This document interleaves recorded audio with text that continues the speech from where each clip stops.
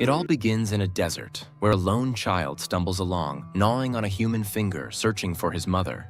A few miles away, a car drives down a road that abruptly ends in the middle of the desert. The man driving the car steps out and continues on foot.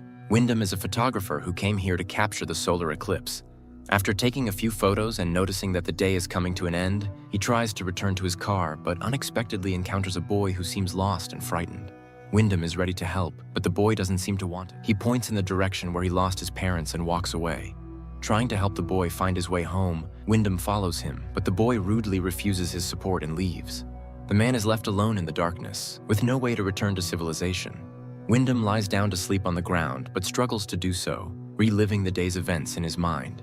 Suddenly, he hears strange sounds. He follows the noise and soon finds stakes with ropes strung between them, from which hang bottles that produce a melodious chime in the desert. But strangely, he cannot find the rope ladder he descended the previous day. Without it, reaching the iron section is impossible. Wyndham returns to the house and, taking out his camera, takes pictures of the surroundings and the drawings on the canyon walls. Everything is quite gloomy and reminds him of death in all its forms. He then notices Alina, who is busy repairing the roof, and asks her about the missing ladder, but she either does not understand what he is talking about or pretends not to. Although her words imply that there are other residents here, she does not tell him anything directly. Disappointed, Wyndham walks around the canyon, periodically calling for help, but to no avail. Later, Alina asks him to undress so she can wash his clothes, saying it wouldn't be proper to return home so dirty. The man has no choice but to comply. That night, he struggles to sleep again, goes outside, and once again tries to find a way out, but there is none. In the morning, he searches the house and, finding a hammer, tries to climb the canyon wall. Suddenly, he notices a movement above, and then a chicken carcass falls down, causing him to lose his balance and fall. Wyndham regains consciousness in the darkness. His leg is injured by his own hammer, and he cries out in pain. Alina rushes to help him, but she does not answer his questions about the children he saw on the cliff. For several days, he drifts in and out of fever, unable to distinguish between night and day, unsure if he is truly seeing children around him. But the day of recovery comes. Limping, Wyndham makes his way outside. He demands that Alina tell the children above to pull him out of there, but she not to understand him. She offers him to stay, promising to take care of him and ensure his well-being. But Wyndham doesn't need this. He wants to return home, to his work. He rudely pushes Alina away, rejecting any help. The man examines his leg and realizes that it will be a long time before he can use it fully. Suddenly, he hears voices from above and looks up to see the boy holding a little girl by the hand. The pair cheerfully ask how they can help, and upon learning that Wyndham wants to climb up, the boy promises to bring ropes and pull him out with his winch. But before leaving, he asks a rather strange question about Wyndham's favorite color. Wyndham replies that it's red and begs them to hurry. The boy and girl leave, and Wyndham checks his wallet in his pocket, not intending to return for his other belongings.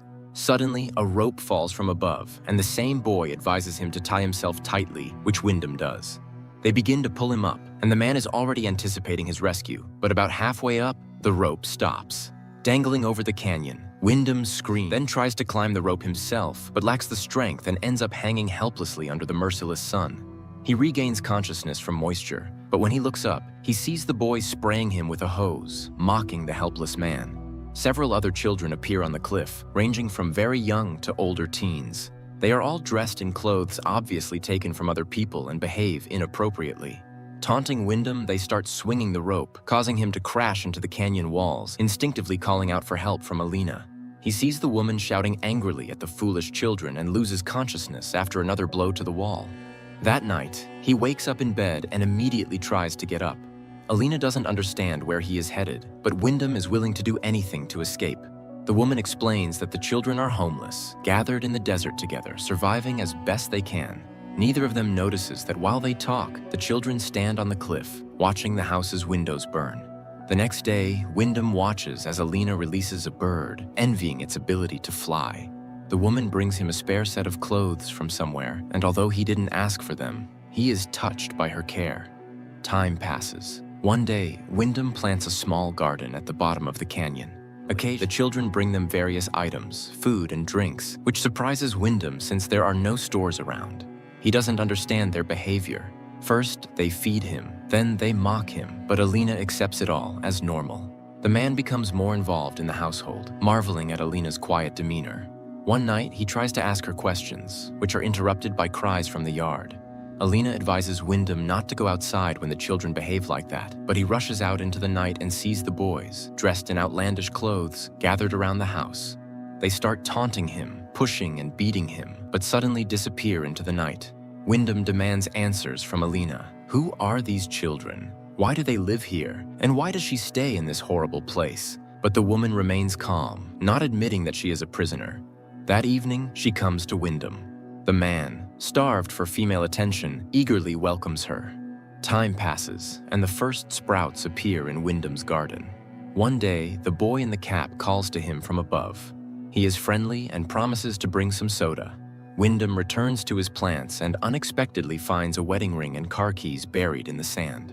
That evening, Alina shows him a portrait of a woman. Calling her the first mother, she confesses that she is expecting his child. Stunned, Wyndham leaves his ears. He never wanted to have children here, especially with a woman he barely knows. He yells at Alina, but he has no choice but to accept it.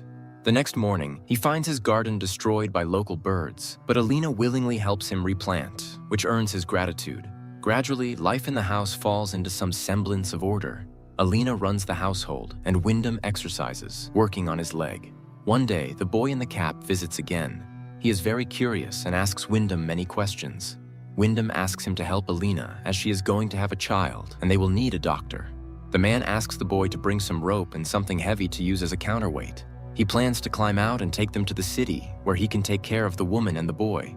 The boy promises to do everything when everyone is asleep or gone, but then one of the older boys appears and takes him away. Later, Wyndham tells Alina that the boy wants to study, that he is smart, different from the others, and wants to live differently. The man wants to help him, and help her too, but Alina reacts strangely. She tries to find out exactly what Wyndham is missing here. When he mentions freedom, Alina is puzzled. After all, no one forbids him from doing anything here. Isn't that freedom? Then the man tells her about the outside world, remembering the ocean and a cheeseburger. Alina doesn't know what that is, so Wyndham explains what the dish consists of. The woman admits that her mother used to say that mirages live outside. But here, in the desert, everything is real. Wyndham takes out his camera and shows her the photos he took on the day he ended up here. But what impresses the woman is not the solar eclipse, but a random shot in the car with music playing in the background. At night, he has nightmares about the terrifying faces of the children mocking someone. In the morning, he hears Alina's terrible scream from the yard, and rushing outside, he sees the boy in the cap crucified over the canyon on wires. The savages stand on the cliff, laughing. The woman suddenly declares that brothers wouldn't do such a thing. She accuses Wyndham of killing her son and strikes him on the head with a board. When he comes to, Wyndham finds himself in a cage. Despite his pleas and begging, Alina has no intention of letting him go. She feeds him like an animal, and her children come to watch his suffering. One day, he sees a girl standing on the cliff. She is clearly not from here. Wyndham catches her attention, though he is terrified to shout, fearing to wake Alina. Whispering, he begs the girl to call for help. She understands him, promises to do everything necessary, and leaves, assuring him she will return soon. Wyndham waits in hiding, watching the heavily pregnant Alina as she goes about her chores. Suddenly, he hears screams and sees the savages catching the girl. They drag her to the cliff and dramatically kill her before his eyes. Time passes. Wyndham remains in the cage. He involuntarily witnesses unnatural rituals performed by Alina, her children, and her brothers. One day, he suddenly tells Alina that he wants to stay here forever, to raise his child and love Alina, who will become his queen. He will teach the child everything he knows and is ready to give himself completely. And this is his choice. But hearing the word choice, the woman laughs. He never had one. He is just a seed blown here by the wind. And this child is only. The man will stay in the cage until the baby is born. After that, nothing in the desert goes to waste. Finally, the day of birth arrives. Alina screams in the house as Wyndham paces in the cage. The woman reaches him, begging for help, as she has never had such a difficult birth before. She releases the collapsing body, assuring him that he is doing it for the mother. Later, Alina gathers Wyndham's belongings and packs them in a chest, then goes to the baby, promising her that everything will be fine. Meanwhile, Wyndham's body decomposes in the yard of the house, sprouting grass and turning to dust. This is where this unusual film ends.